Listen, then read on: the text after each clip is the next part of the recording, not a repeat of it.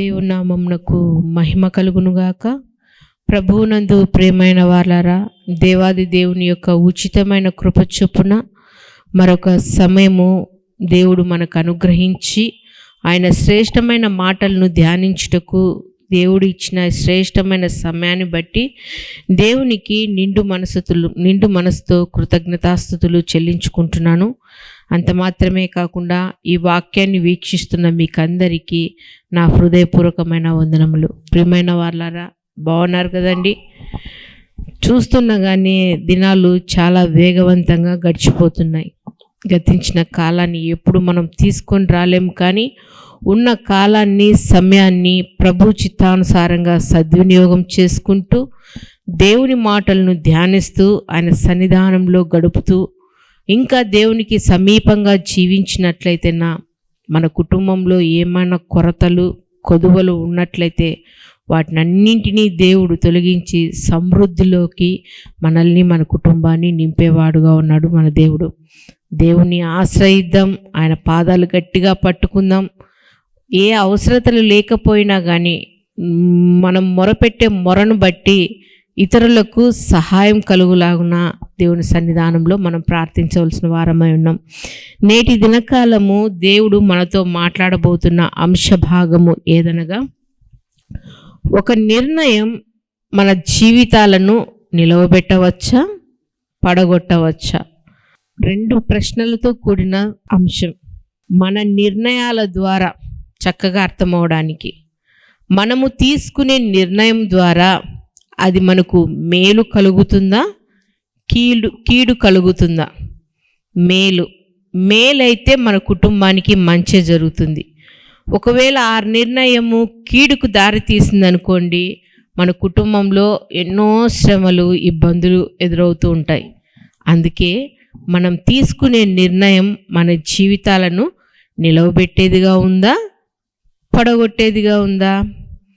ఇక్కడ కొంతమంది వ్యక్తులు ఉన్నారు, వాళ్ళ నిర్ణయాల ద్వారా వాళ్ళ జీవితాలు నిలబెట్టుకుంటున్నాం మా జీవితాలను అని అనుకున్నారే, కానీ వాళ్ళ జీవితాలు వాళ్ళ యొక్క నిర్ణయాల ద్వారా పడిపోయినారండి.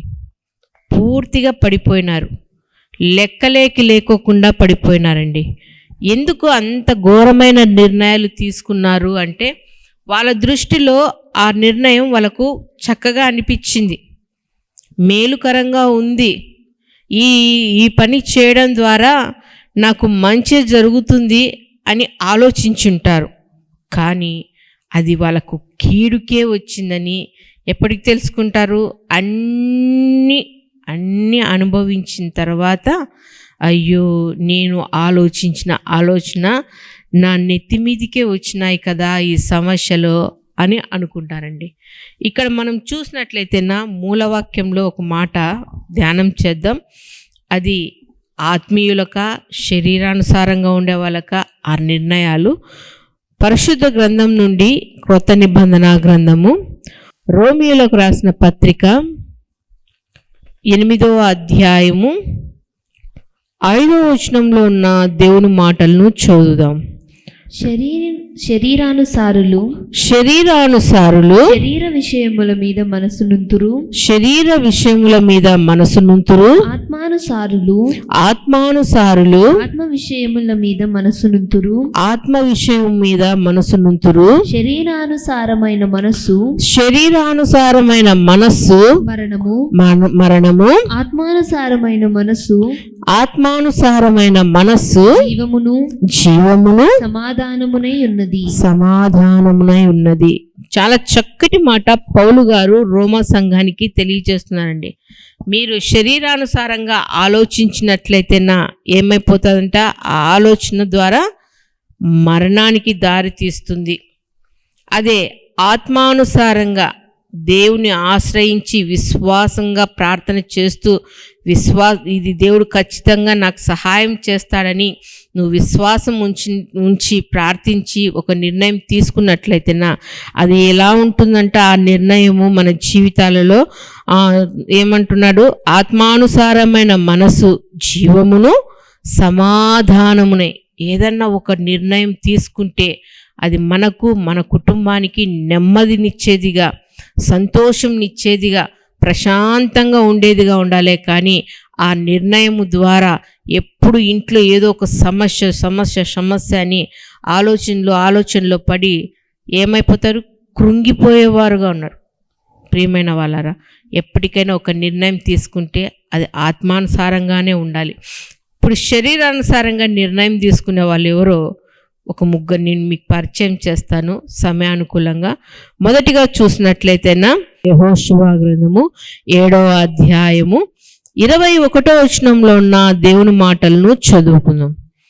దోపుడు సొమ్ములో ఒక మంచి సీనారు పై వస్త్రమును, 200 తులముల వెండిని, 50 తులముల ఎత్తుగల ఒక బంగారు కమ్మిని నేను చూచి వాటిని ఆశించి తీసుకొంటిని. ఇదిగో నా డేరా మధ్య అవి భూమిలో దాచబడి ఉన్నవి. ఆ వెండి దాని క్రింద ఉన్నదని ఉత్తరమిచ్చి తాను చేసినదంతయు ఒప్పుకొనెను. గమనించినట్లయితే ప్రియమైన వాళ్ళరా, ఇక్కడ ఒక వ్యక్తి యెహోషువ దగ్గర తను చేసిన తప్పిదాన్ని ఒప్పుకుంటున్నాడు. ఏమని ఒప్పుకుంటున్నాడు? ఎవరు ఆ వ్యక్తి అంటే ఆ వ్యక్తి పేరు ఆకాను. గొప్ప గోత్రానికి చెందినవాడు. ఎట్లా ఉన్నాడంట? 7వ అధ్యాయము 1వ వచనంలో ఎట్లనగా శపితమైన దాని విషయంలో ఇశ్రాయేలీయులు తిరుగుబాటు చేసిరి. ఎట్లనగా యూదా గోత్రములో జెరహు మునిమనువుడు జబ్ది మనవడును కర్మీ కుమారుడైన ఆకాను. చాలండి. ఎవరంట? బ్యాక్గ్రౌండ్ బలి ఉందండి. ఎవరంట? జెరాహు మునిమనవుడు, జబ్ది మనవుడు, కర్మీ కుమారుడైన ఆకాను. వాళ్ళ తండ్రులు ఏమో గొప్ప స్థితిలో ఉన్నారు, వంశమేమో గొప్పగా ఉంది. కానీ ఈ ఆకానుకు ఎందుకు ఆ చెడు బుద్ధి వచ్చింది? ఎందుకు ఆ నిర్ణయం తీసుకున్నాడు? మనం గమనించినట్లయితేనా మోషే గారు కానాను యాత్రకు పిలుచుకొని వస్తున్నాడు. దేవుడు చూపించినాడు, అయ్యా నువ్వు కానాను ప్రాంతాన్ని చూస్తావు, అందులో ప్రవేశించవు, నువ్వు మరణం అవుతావు. మోషే గారు మృతి పొందినారు. మోషే యొక్క నాయకత్వపు లక్షణాలు యెహోషువకు దేవుడు ఇచ్చినాడు. యెహోషువ భయపడుతున్నాడు. తండ్రి, అంత ధైర్యవంతుడైన జ్ఞానవంతుడైన మోషేకే వీళ్ళు తిరుగుబాటు చేస్తూ వచ్చినారు. అల్పుడిని నేనెంత మాత్రము, ఇంతమంది నేను నడిపించలేను, నాతో కాదంటే దేవాది దేవుడు అంటున్నాడు ఏమని? మోషేకు నేను ఏ రీతిగా తోడై ఉన్నానో నీకు కూడా తోడై ఉంటాను. నువ్వు భయపడద్దు, జడియకు, నిబ్బరం కలిగి ఉండు.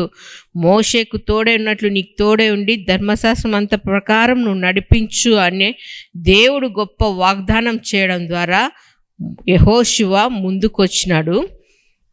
ముందుకొచ్చి జనాంగాన్ని నడిపిస్తున్నాడు నాయకుడిగా.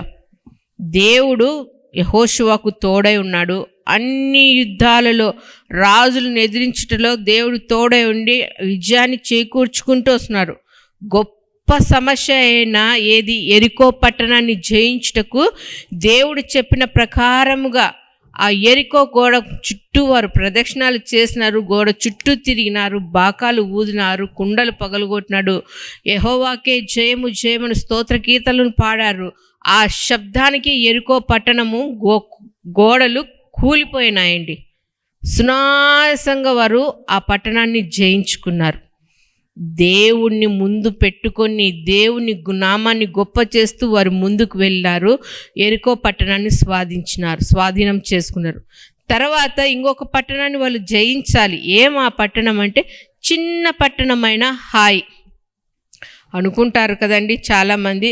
ఇంత పెద్ద సమస్యే, మేము ఆ సమస్య నుంచి విడుదల పొందినాము, ఇంత చిన్న సమస్యకి మేమెందుకు జడిసిపోతాము, మేమెందుకు భయపడతాము, మేమెందుకు కృంగిపోతాము అని కొండంత ధైర్యంతో నిలబడతారండి. పెద్ద సమస్య అయినా చిన్న సమస్య అయినా జ్ఞానయుక్తంగా ఆలోచిస్తే ఆ సమస్య తొలగిపోతుందండి. కొంచెము నాకేంటి అనుకున్నామనుకో టబాలను పడతాం. యెహోషువ గారు కూడా అలాగే అనుకొని ఉండొచ్చు. చిన్న పట్టణం కదా, కొంతమందిని పంపితే సరిపోతుంది, జయించుకొని రావచ్చు అని ఎంతమందిని పంపినాడు?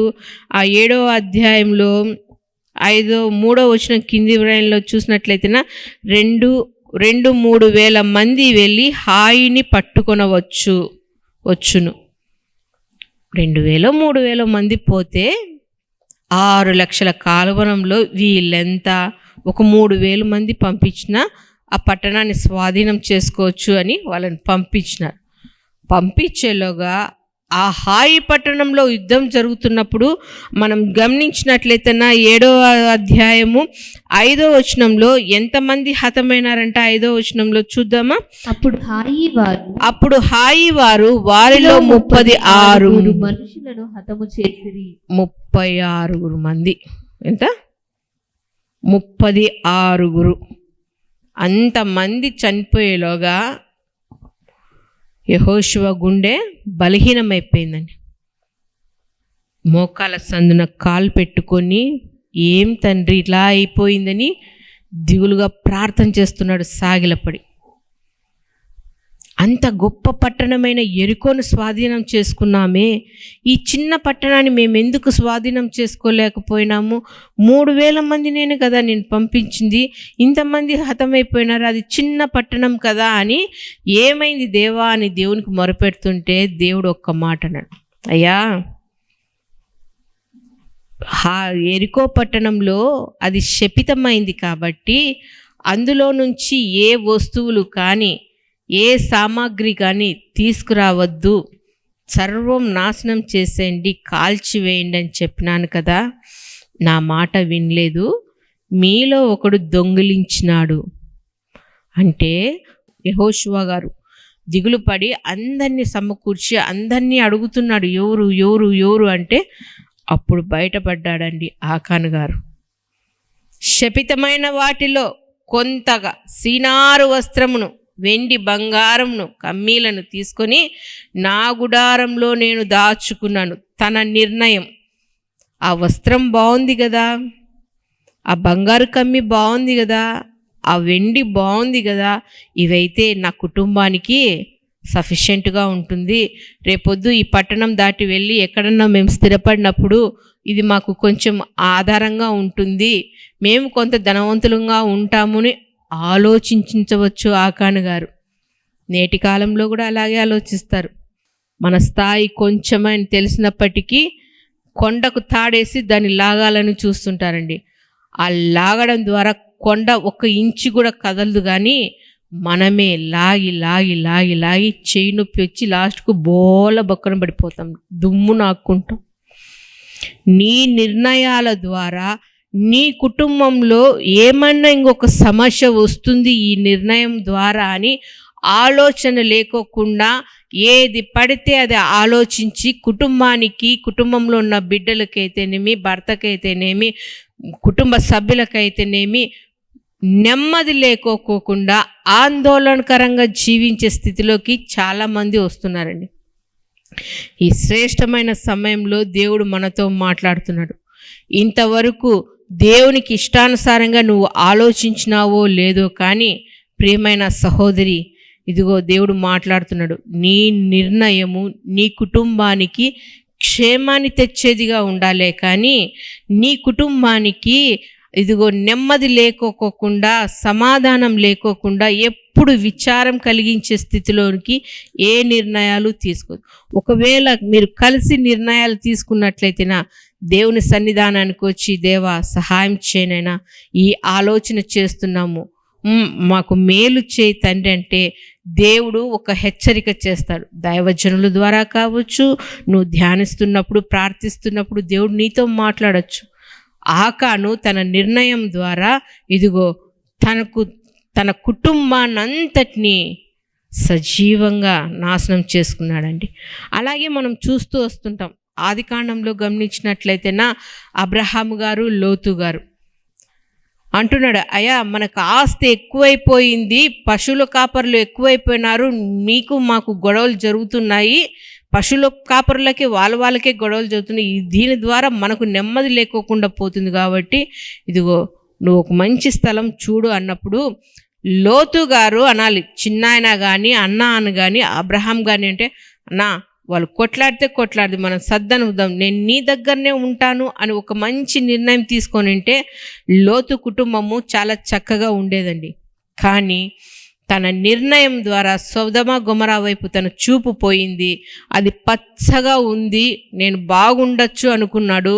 పచ్చదనము ఎప్పుడు ఆహ్లాదకరంగానే ఉంటుంది కదండి మనసుకు. పచ్చని చెట్లు, పచ్చని పంట పొలాలు చూసినప్పుడు, ఎన్నో సమస్యలలో ఉన్నప్పుడు వాటిని చూసినప్పుడు మనసుకు ప్రశాంతంగా ఉంటుంది. లోతు గారు కూడా అలాగే అనుకున్నారు. ఓ, ఈ పట్టణం చాలా పచ్చగా ఉంది, ఇందులో నేను నివాసం చేస్తే నా కుటుంబం కూడా పచ్చగా ఉంటుంది, మేము ఆరోగ్యంగా బాగుంటామని ఆలోచించి ఉంటారు. కాబట్టి సొదొమ గొమొర్రాకి వెళ్ళిపోయినాడు. ఆ పట్టణంలో జీవిస్తున్నంత కాలము నెమ్మది లేకోకుండా లోతు గారు బ్రతికిన దినాలు చాలా ఉన్నాయి. ఆ పట్టణము వావి వరుస లేని పట్టణంగా ఉంది కాబట్టి ఆ పట్టణంలో నుంచి బయటికి రావాలని దేవదూతలు చెప్పినప్పటికీ తన కుటుంబం చేజారిపోయిందండి. భార్య ఉప్పు స్తంభం అయిపోయింది. మిగతా బిడ్డలంతా అగ్నిగంధకంలో కాలిపోయినారు. 2 కుమార్తెలను తీసుకొని వచ్చినారు. ఆ బయటికి వచ్చినారే కానీ కుమార్తెల యొక్క ఆలోచన ద్వారా, వాళ్ళ తలంపుల ద్వారా జీవితాలే నాశనం అయిపోయినాయండి. ఒక నిర్ణయం, ఏ నిర్ణయం తీసుకున్నా అది నీ కుటుంబానికి క్షేమకరంగా ఉండాలని ఆలోచించాలి, అది నిలవబెట్టేదిగా ఉండాలి. అలాగే మనం చూస్తూ వెళ్తేనా దీనాను కూడా, యాకోబు గారి యొక్క ఏకైక కుమార్తె లేయాకు, యాకోబుకు లేయాకు పుట్టిన ఏకైక కుమార్తె. మగపిల్లలు అయితే దండి మంది ఉన్నారు. ఆ షెకెములో ఉన్నప్పుడు ఆ ప్రాంత ప్రజలను చూడాలా, వాళ్ళ వస్త్రాలను చూడాలా, వాళ్ళు ఎలా ఉండాలో అలాగే నేను కూడా ఉండాలని తన నిర్ణయం చొప్పున వెళ్ళిపోయింది. తన ఆలోచించి వెళ్ళింది. వెళ్ళి ఏమైపోయింది? జీవితం నాశనం చేసుకునిందండి. ఈ శ్రేష్టమైన సమయంలో దేవుడు మనతో మాట్లాడుతున్నాడు. నీ నిర్ణయం బాగుంటే నువ్వు నిలవబడతావు. బాగలేదు కదా, పడిపోయే స్థితిలోకి పూర్తిగా మరణ స్థితిలోనికి వచ్చిన రాకాను. ఆ వంశం అనేది లేకోకుండా పోయింది. రెండవదిగా చూసినట్లయితే న్యాయాధిపతులు 14వ అధ్యాయము. ఇక్కడ ఒక వ్యక్తి తన నిర్ణయం ద్వారా తన జీవితాన్ని చెల్లాచెదురు చేసుకున్నాడండి. 14వ అధ్యాయము మొదటి 2 వచనాల్లో ఉన్న దేవుని మాటలను, సంసోను తిమ్నాతునకు వెళ్ళి తిమ్నాతులో ఫిలిష్తీయుల కుమార్తెలలో ఒకతెను చూచెను. తిమ్నాతులో ఫిలిష్తీయుల కుమార్తెలలో ఒకతెను చూచెను. అతడు తిరిగి వచ్చి తిమ్నాతులో ఫిలిష్తీయుల కుమార్తెలలో ఒకతిని చూచి తిని, మీరు ఆమె నాకు ఇచ్చి పెళ్లి చేయవలని తన తల్లిదండ్రులతో అనగా వారు, చాలండి, ఇక్కడ ఇంకొక మూర్ఖమైన నిర్ణయం తీసుకున్నారండి. ఒకడేమో తన జీవితం బాగుంటుంది, మా జీవితాలు బాగుంటుందని ఆలోచించి దొంగలించిన వస్త్రాలు తన గుడారంలో పెట్టుకొని ఆ గుడారం మాటనే తన కుటుంబం అంతా పతనమైపోయే స్థితిలోనికి తెచ్చుకున్నాడు ఆకాను. ఇక్కడ ఇంకొక వ్యక్తి ఉన్నాడు. ఎవరు? సంసోను, వరపుత్రుడు, ప్రతిష్ఠించబడిన వాడు. పుట్టినప్పటి నుంచి పెద్దవాడైనంత వరకు నాజీరు చేయబడిన వాడు. అంటే మంగళకత్తి తన తల మీదికి రాలేదు, అంటే పుట్టు వెంట్రుకలు తీసుకోలేదు. దేవుడు ప్రతిష్ఠించినాడు, ఆశీర్వదించినాడు. తన జనాంగాన్ని రక్షించుకోవడానికి కుమారునిగా వాళ్ళకు అనుగ్రహించినాడు. దేవునికి ఇష్టానుసారంగా జీవించవలసిన వ్యక్తి ఏం చేస్తున్నాడు? తన ఆలోచన ప్రకారంగా ఏమని, నేను పలానా ఊరికి వెళ్ళినాను, పలానా ఊరిలో ఒక అమ్మాయిని చూశాను, ఆ అమ్మాయిని నేను ఇష్టపడ్డాను, ఆ అమ్మాయిని నేను వివాహం చేసుకుంటాను. తన నిర్ణయం. ఆ నిర్ణయం ద్వారా తన జీవితం ఏమైనా స్థిరపడిందా అంటే స్థిరపడలేదు. మనం ఎన్నోసార్లు లేఖనాలు ధ్యానం చేస్తూ వచ్చినాం. వివాహం చేసుకున్నాడు, వెళ్ళిపోయినాడు, భర్త ఎక్కడికో వెళ్ళిపోయినాడు ఏమో అని చెప్పి తల్లిదండ్రులు ఆమెకి ఇంకొక వివాహం చేసినారు.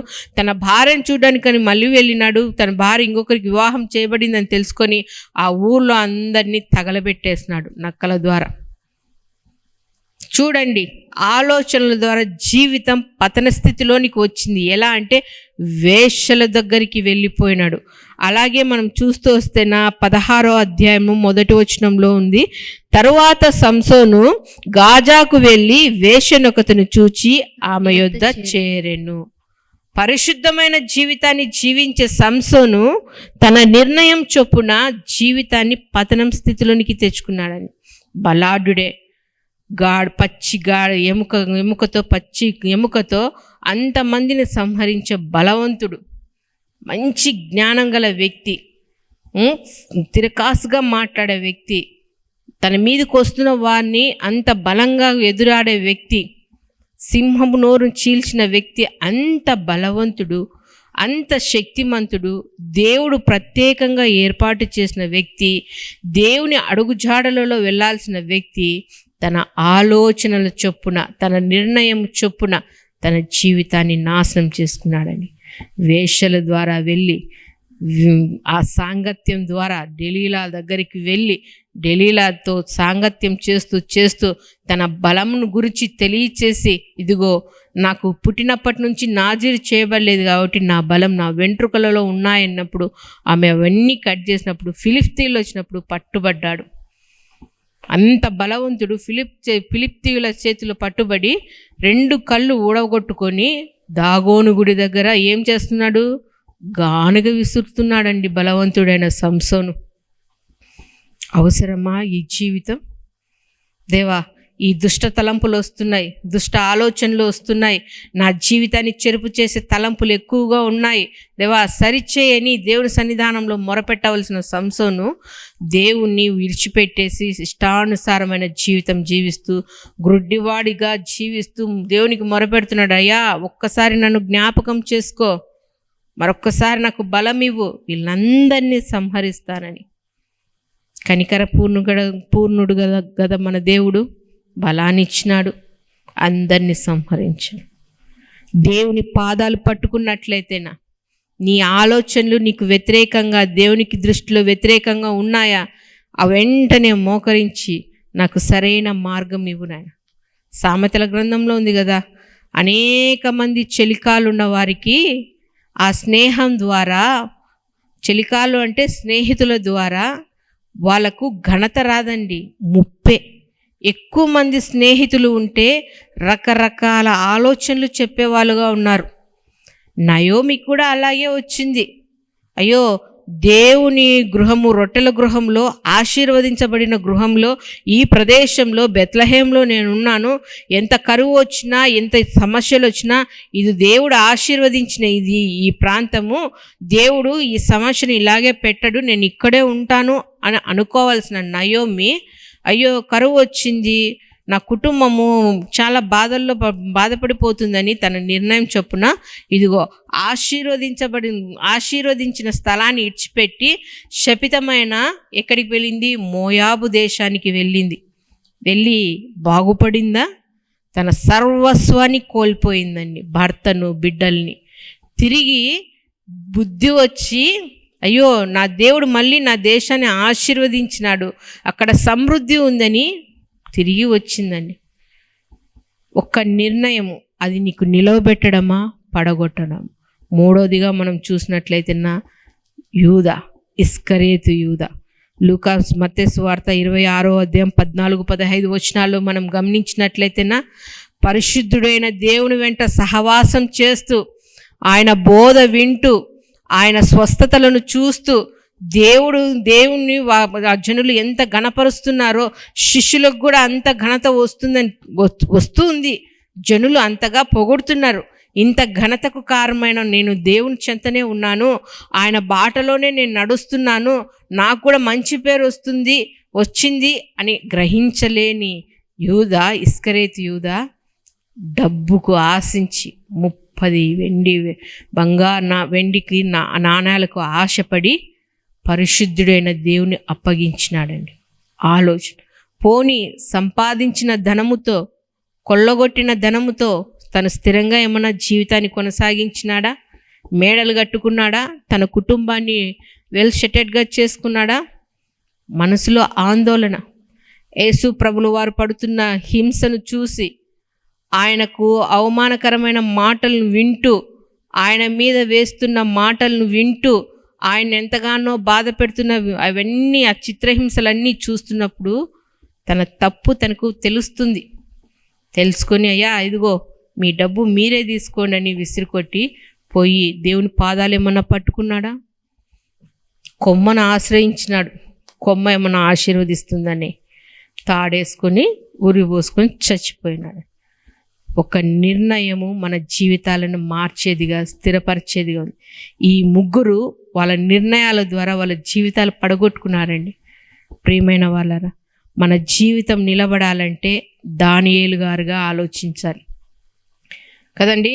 వీళ్ళు ఈ ముగ్గురు, ఆకాన్ అయితేనేమి, తర్వాత సంసోన్ అయితేమి, ఇస్కరేతు యూదా అయితేమి, వాళ్ళ నిర్ణయాల ద్వారా వాళ్ళ జీవితాలు నాశనం చేసుకున్నారండి. వాళ్ళతో పాటు వారి కుటుంబాలను కూడా నాశనం చేసేసుకున్నారు. వాళ్ళ వంశం అనేదే లేకోకుండా చేసుకున్నారు. కానీ ఒక చక్కని నిర్ణయాలు తీసుకున్న వ్యక్తులు దానియేలు గారు కదా. బానిసలుగా ఆ దేశాన్ని, బబులోన్ రాజ్యానికి వచ్చినారు. ఎట్లా వచ్చినారు? బానిసలుగా వచ్చినారు.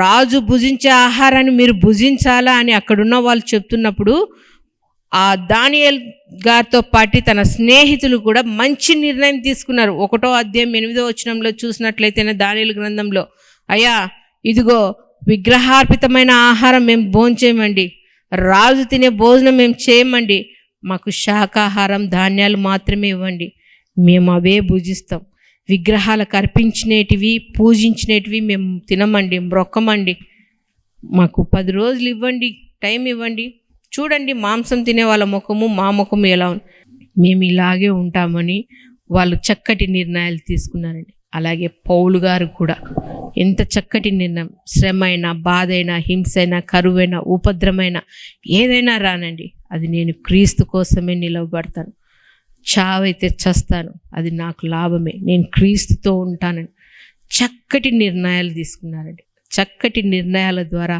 మన కుటుంబం గురించి ఇతరులు చక్కగా చెప్పుకోవాలి. ఇదిగో వీళ్ళు ప్రభువు నమ్ముకున్నప్పటి నుంచి వాళ్ళు ఏది కూడా ఆలోచించినా అది దేవుని దృష్టిలో పెట్టి, దేవుని సన్నిధానంలో మొరపెట్టి వాళ్ళు ఆలోచించిన ఆలోచనలు దేవుడు సఫలీకృతం చేస్తున్నాడు, దేవుడు వాళ్ళని నిండుగా ఆశీర్వదిస్తున్నాడు అని ఇతరులు మన గురించి చెప్పే స్థితిలోకి ఉండాలంటే మన నిర్ణయాలు చక్కగా ఉండాలండి. నేటి దినకాలం నుంచైనా కానీ మా నిర్ణయాలు సరైనటిగా ఉండేట్టుకు సహాయం చేయనైనా అని ప్రార్థన చేసుకుందాం.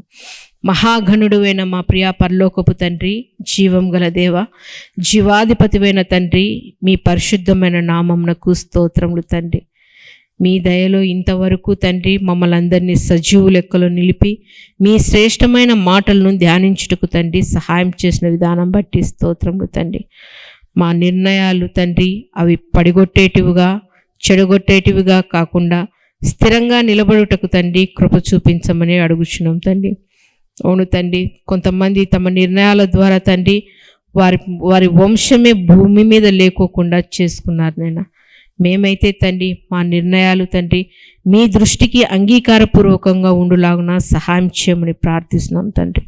ఎందరైతే ఈ మాటలు వింటున్నారో తండ్రి, విని విడిచిపెట్టక వారి హృదయంలో పదిలపరుచుకుని మీ వాక్యానుసారంగా జీవించే మనసును, బ్రతుకును మీ బిడ్డలకు అందరికీ అనుగ్రహించమని వేడుకుంటూ, ప్రతి ఒక్కరిని మీ కృపాహస్తాలకు అప్పగించుకుంటూ, వారు చేస్తున్న ప్రతి మనవిని మీరు ఆలకించి సమాధానంతో తండ్రి మీ బిడ్డలు నింపమని వేడుకుంటూ, మమ్మల్ని మేము తగ్గించుకుంటూ మీ పరిశుద్ధమైన నామమును హెచ్చిస్తూ, మాకు రక్షకుడు ప్రాణ విమోచకుడు అయిన నజరేయుడైన యేసుక్రీస్తు నామంలో ప్రార్థించి వేడుకొనుచున్నాము తండ్రి, ఆమేన్.